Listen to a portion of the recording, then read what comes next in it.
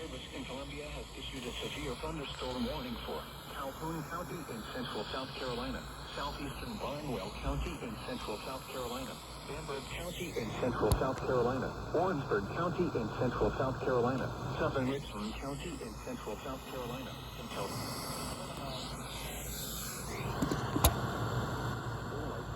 severe thunderstorms were located along a line extending from near points at State Park to 6 miles east of Savannah Riverside, moving east at 30 miles per hour. The following hazards are expected: 60 miles per hour wind gusts.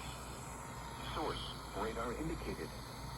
The following impacts are expected. Expect damage to roofs, siding, and trees.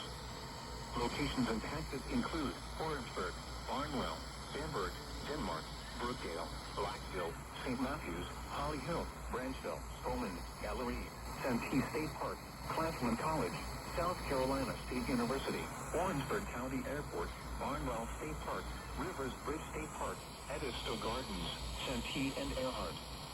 This includes the following highways: Interstate 26 between mile markers 136 and 169. Interstate 95 between mile markers 85 and 101.